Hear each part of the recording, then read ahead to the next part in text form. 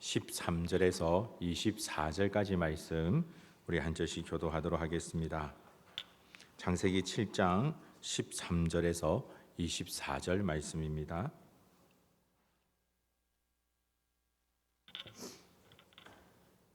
창세기 7장 13절에서 24절 말씀 찾으신 줄 알고 한 절씩 교도하도록 하겠습니다. 곧 그날에 노아와 그의 아들 셈, 함, 야벳과 노아의 아내와 세 며느리가 다 방주로 들어갔고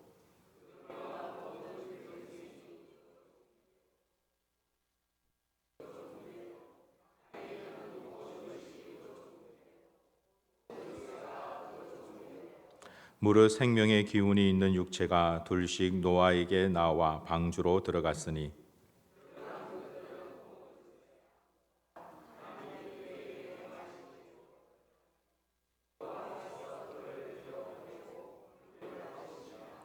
홍수가 땅에 40일 동안 계속된지라 물이 많아져 방주가 땅에서 떠올랐고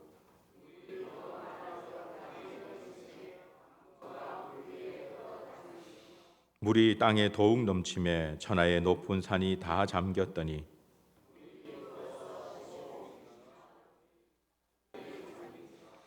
땅 위에 움직이는 생물이 다 죽었으니 곧 새와 가축과 들짐승과 땅에 기는 모든 것과 모든 사람이라.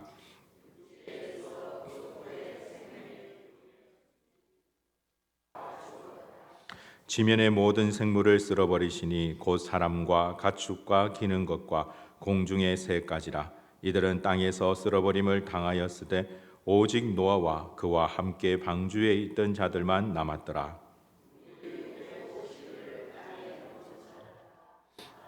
아멘. 우리는 계속해서 창세기 말씀을 함께 살펴보고 있습니다. 이제 노아의 홍수에 대한 부분들을 우리가 살펴보고 있는데요. 사랑하는 성도 여러분, 이 노아의 홍수는 하나님께서 직접 행하신 역사적인 사실임을 믿습니다. 하나의 들려내려오는 전해져 내려오는 그러한 전설이나 설화가 아니라 실제로 있었던 역사적인 사실이요. 비록 모든 인류의 죄악으로 말미암아 노아의 가족을 제외한 모든 인류가 다 죽을 수밖에 없었던 그러한 하나님의 심판이었지만 그 심판 속에 하나님께서 은혜를 남겨놓았으니 그것이 바로 노아의 가족이었고 그 은혜로 말미암아 오늘날 우리가 이 땅에서 호흡할 수 있으며 하나님을 찬양할 수 있게 되어진 것일 줄 믿습니다. 그러므로 사랑하는 성도 여러분, 날마다 하나님의 이 놀라운 은혜 가운데 그 은혜를 누리며 은혜의 자리에서 떠나지 않는 여러분들이 될 수 있기를 주님의 이름으로 축복합니다. 저는 오늘 창세기 7장 말씀 가운데 먼저 1절의 말씀을 통해서 우리가 함께 은혜의 시작을 누려보았으면 좋겠습니다. 1절에 보시면 여호와께서 노아에게 이르시되 너와 내 온 집은 방주로 들어가라. 이 세대에서 내가 내 앞에 의로움을 내가 보았음이니라 라고 말씀합니다. 여기서 우리가 먼저 한번 살펴보기를 원하는 것은 의로움입니다. 사랑하는 성도 여러분, 우리는 의로움에 대해서 많이 이해를 할 때 이 의로움을 마치 도덕적인 일로 많이 생각할 때가 있습니다. 그래서 남을 돕거나 착한 일을 하면 우리는 의롭다라고 얘기를 하죠. 그러나 그것은 사람의 기준입니다. 성경에서 말씀하고 있는 의로움은 사람의 기준과는 많이 다르다는 것을 여러분 먼저 우리가 이해할 필요가 있습니다. 우리는 착한 행동을 하면 의롭다라고 얘기하지만 성경은 착한 행동에서만 그렇게 말하는 것이 아니라 이 의로움은 하나님께서 우리에게 말씀하시는, 하나님께서 우리에게 결정해 주시는 놀라운 하나님의 은혜의 방편이라는 것을 우리는 꼭 기억해야만 합니다.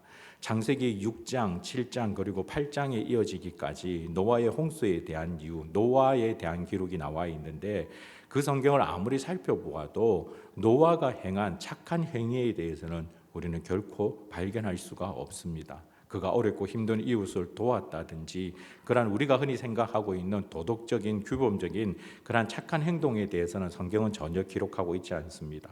그러나 그럼에도 불구하고 성경은 노아를 가리켜 의롭다라고 말씀하고 있습니다. 그렇다면 오늘 이 창세기 7장 1절에서 말씀하고 있는 노아가 지금 평가받고 있는 그 의로움은 과연 어떠한 것일까요?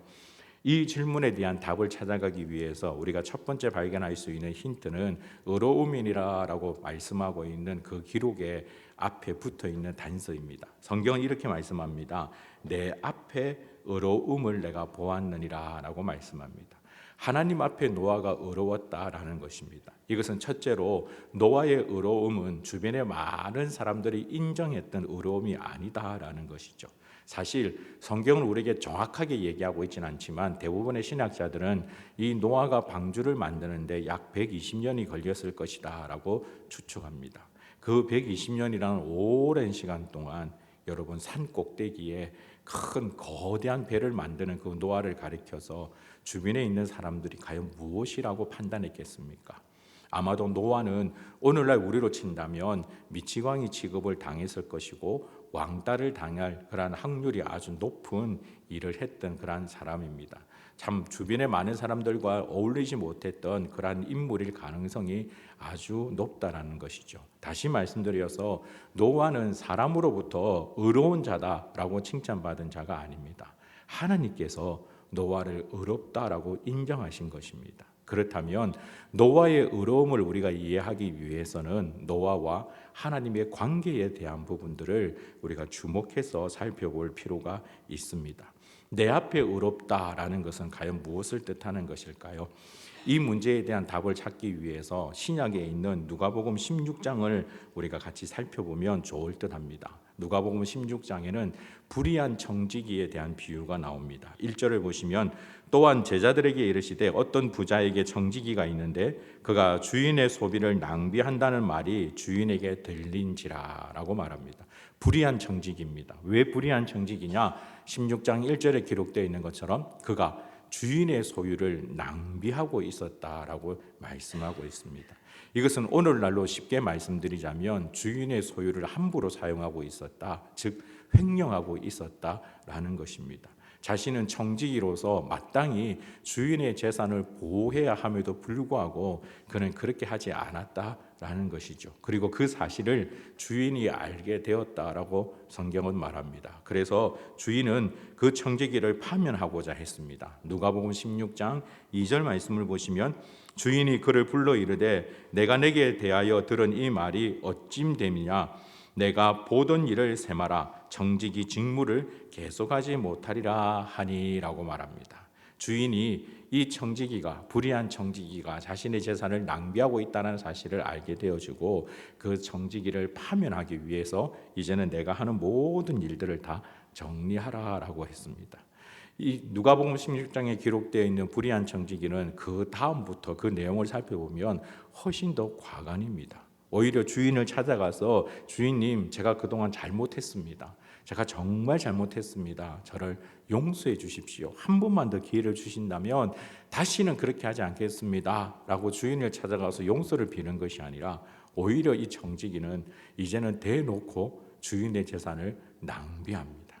자신이 잘릴 위기가 처해지자 이 청지기가 선택한 것은 더욱더 불의한 방법이었습니다. 그래서 주인으로부터 빚진 자들을 청지기가 불러 모으고 그들에게 얘기합니다.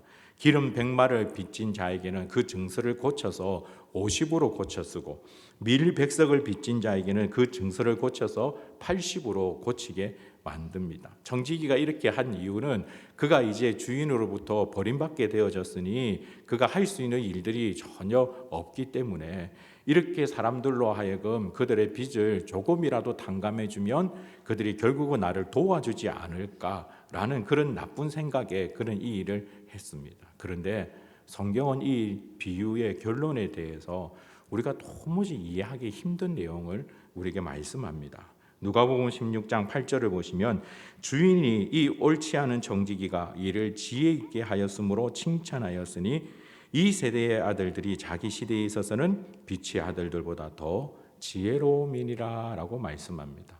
이 옳지 않은 청지기가 이를 지혜 있게 하였다라고 성경이 말씀합니다. 왜 불의한 청지기가 지혜로운 일을 했습니까? 아닙니다. 실상은 그는 더 나쁜 일을 했습니다. 그런데 주인이 그 일을 지혜로운 일이다라고 인정해 줬다라는 것입니다. 무슨 말입니까? 주인이 원래 그 청지기로 말미암아 의도했던 것들은 바로 청지기가 잘리기 직전에 했던 그 일처럼 어렵고 힘든 자들을 도와주는 일, 자신에게 빚진 자들의 그 빚을 조금씩 탕감해 주면서 그들이 그래도 소망을 가지고 내일에 대한 희망을 가지고 살아갈 수 있도록 만드는 일, 그 일이 비록 주인의 재산에게는 손해를 보는 일이었지만 주인이 너무나도 원하는 일이었다라는 것입니다. 사랑하는 성도 여러분, 하나님과 노아의 관계에서 우리가 찾아볼 수 있는 첫 번째 힌트가 여기에 있습니다. 지난 시간에 제가 여러분들에게 말씀드렸지만 노아가 의인으로 인정받았다고 해서 그가 완벽한 자가 아니었다라는 것을 우리는 보았습니다. 노아도 어쩌면 우리와 마찬가지로 허물이 많은 그런 자였습니다. 그러나 그럼에도 불구하고 노아가 이 세대에 하나님으로부터 의롭다라고 인정을 받을 수 있었던 이유는 세상의 많은 자들은 하나님에 대해서 관심이 없고 하나님의 생각, 하나님의 마음에 대해서 도무지 관심이 없었지만 이 노아만큼은 하나님에 대하여 관심이 있었다라는 것입니다. 하나님께서 무엇을 원하시는지, 하나님의 마음이 어디에 있는지, 하나님의 뜻이 어디에 있는지 노아는 거기에 관심이 있었다라는 겁니다. 사랑하는 성도 여러분, 오늘날 저와 여러분들도 이 노아와 같은 하나님의 마음에 관심을 둔 자가 되길 주님의 이름으로 축복합니다. 하나님과 함께 할 줄 아는 자가 될 수 있기를 간절히 소망합니다. 사실 여러분, 우리가 신앙생활 함에 있어서 가장 중요한 일 가운데 한 가지가 바로 이 하나님의 마음을 알아가는 것입니다. 우리는 교회에서 행하는 여러 가지 많은 전통이나 교회의 어떤 문화적인 요소들을 배우기 위해서 신앙생활을 하는 것이 아닙니다. 사실 우리는 하나님을 배우기 위하여 신앙생활을 하는 것입니다. 하나님에 대하여 더 많은 것들을 알아가기 위해서 그 하나님과 더욱더 많은 친밀감을 얻기 위해서 그 일이 우리의 신앙의 목표가 되어질 수 있기를 간절히 소망합니다. 그리하여 성경의 여러 부분에서 우리에게 말씀하고 있는 것처럼 결국 예수 그리스도를 닮아갈 줄 아는 자, 우리가 살아가는 그 삶들 속에서 나의 삶의 걸음 속에서 우리 주 예수 그리스도를 닮아갈 줄 아는 자, 바로 그와 같은 자가 저와 여러분이 될 수 있기를 주님의 이름으로 축복합니다. 주인의 마음을 알아가는 것이 너무나도 중요하다라는 것이죠. 마태복음에서도 이와 비슷한 내용이 등장합니다. 마태복음 25장을 보시면 달란트 비유가 등장하는데요.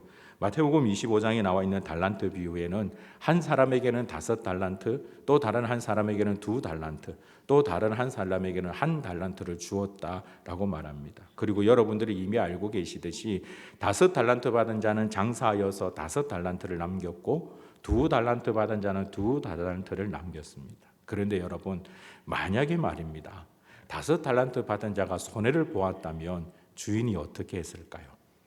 2달란트 받은 자가 장사를 잘못하여 실패하였다면, 손해를 보았다면 과연 주인은 어떠하였을까요? 그 주인의 마음을 이해할 수 있는 힌트가 1달란트 받은 자에게 있습니다.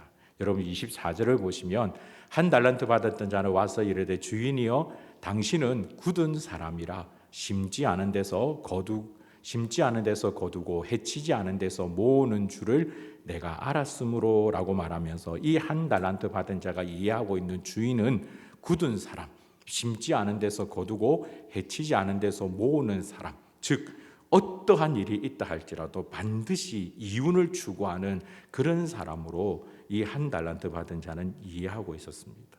그 1달란트 받은 자에 대한 주인의 답변이 26절입니다. 26절을 보시면 그 주인이 대답하여 이르되 악하고 게으른 종아, 나는 심지 않은 데서 거두고 해치지 않은 데서 모으는 줄로 내가 알았느냐?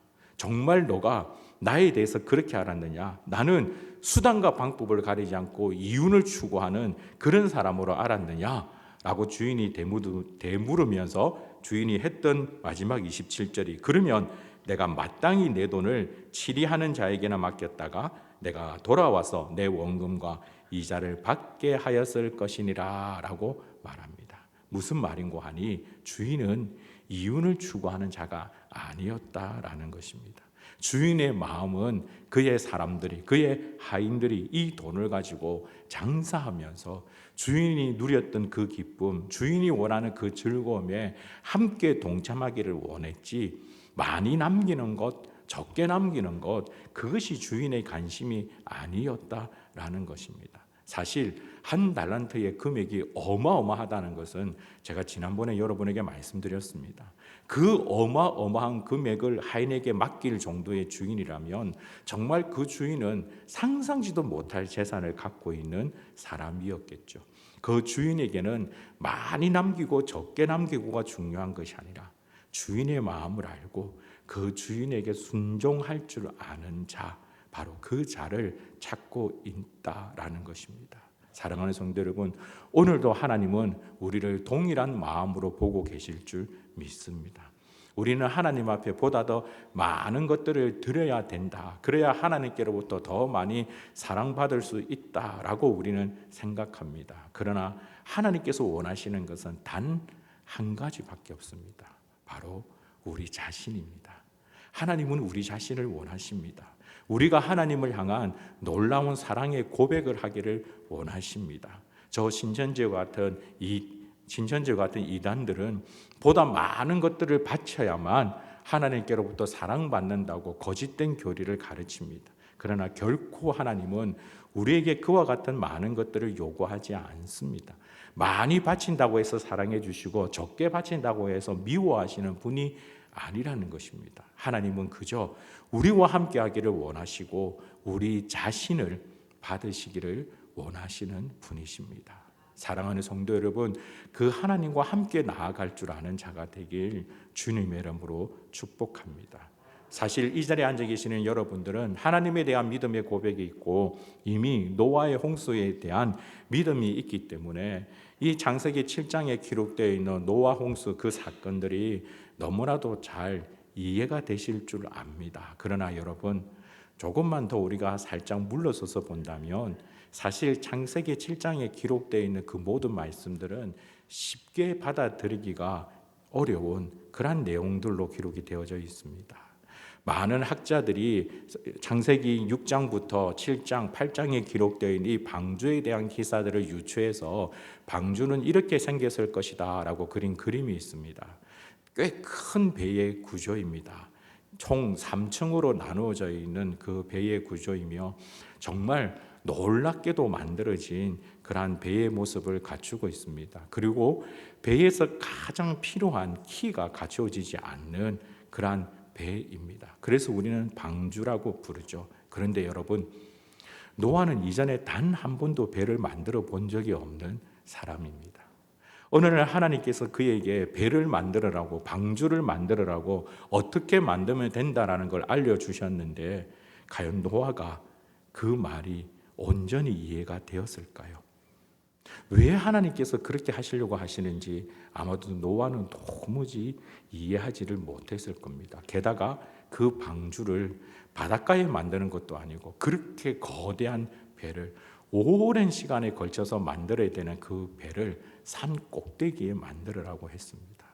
어찌 그 말씀이 이해가 될 수 있겠습니까? 그리고 여러분, 우리는 노아의 홍수에 대해서 비가 와서 이 땅이 잠겼다는 사실을 믿음으로 믿지만 사실 창조과학협회에서 얘기하기를 이 노아의 홍수 때 내린 비 이전에는 아마도 하나님께서 만드신 그 창조 세계에는 비가 없었을 것이라고 많이들 유추합니다. 왜냐하면 성경 어디를 살펴봐도 비가 내렸다라는 기사가 없고 또 창세기 2장에 보면 그 땅에 지면에 안개가 그리고 이슬이 가득했다라는 것을 볼 때에 기압의 차이가 없는 그러한 지구의 모습들을 예상할 수 있기 때문에 그러한 구조였다면 비가 내릴 수 없는 구조입니다. 그러니 우리는 홍수로서 세상이 잠겼다라는 말이 어쩌면 비를 우리가 많이 보았기 때문에 그리고 장마 때 비가 쏟아지게 되어지면 물이 잠기게 되어지는 것들을 보기 때문에 우리는 충분히 이해할 수 있을는지는 모르겠지만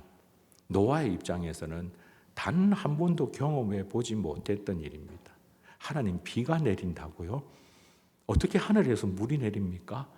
라고 충분히 반문할 수 있는 그런 일입니다. 그리고 아무리 많은 비가 내린다 할지라도 40일 동안의 그 비로 말미암아 세상이 잠기지는 않습니다. 근데 창세기 7장을 가만히 읽어보면 기품의 샘이 터지고 하늘의 창이 열려서 물이 쏟아졌다라고 얘기합니다. 하늘의 창이 대체 무엇일까요? 여러분, 그것이 이해가 되십니까?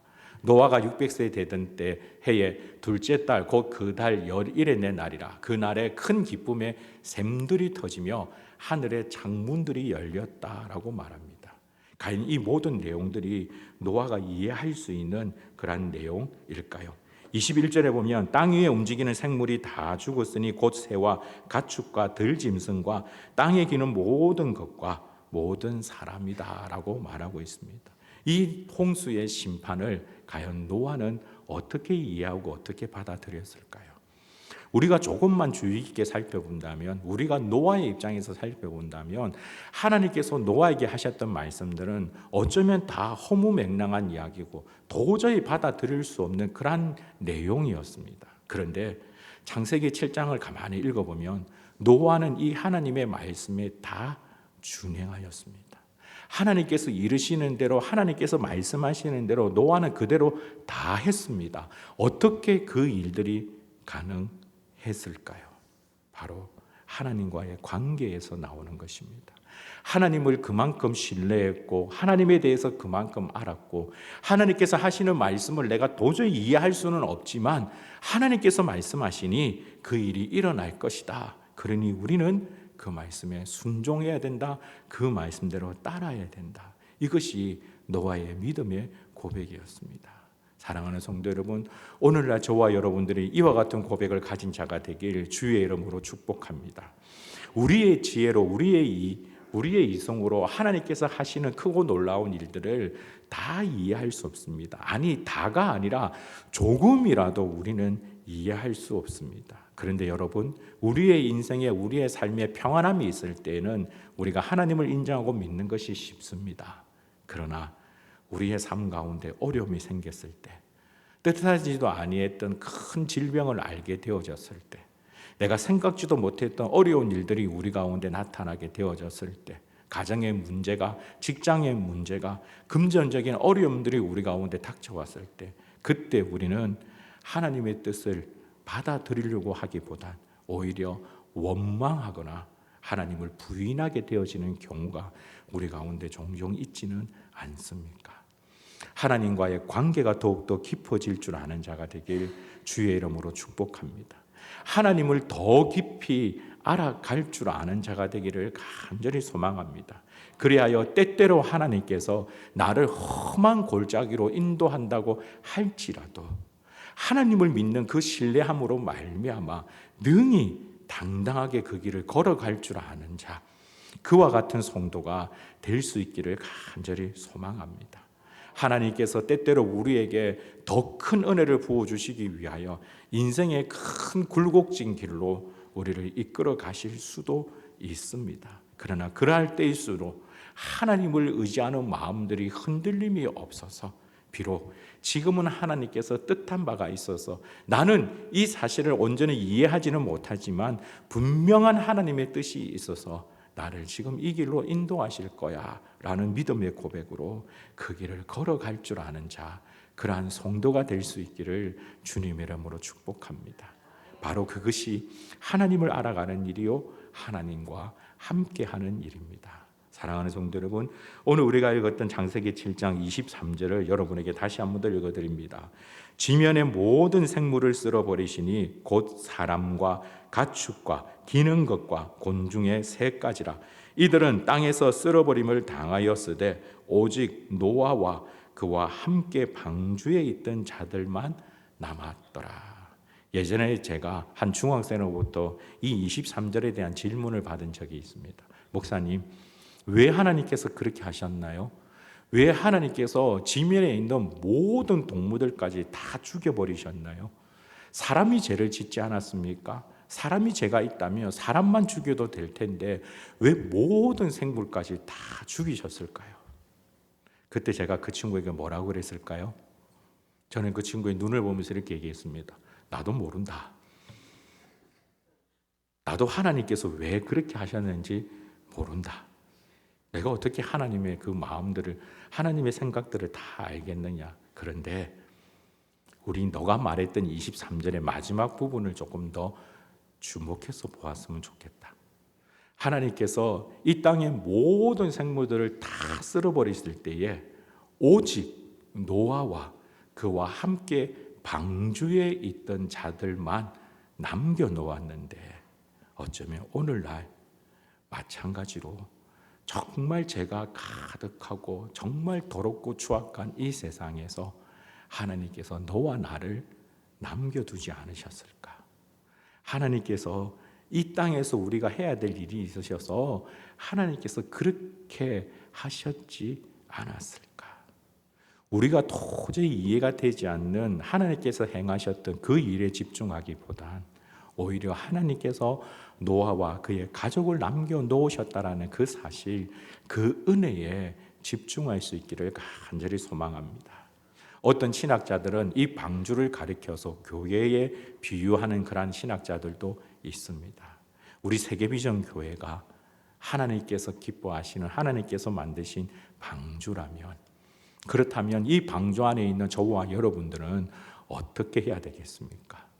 세상의 모든 자들은 하나님의 진노로 말미암아 멸망하게 되었는데 우리만 이 방주에 머물 수 있게 되었다고 해서 우리만 기뻐하고 즐거워하면 과연 될까요?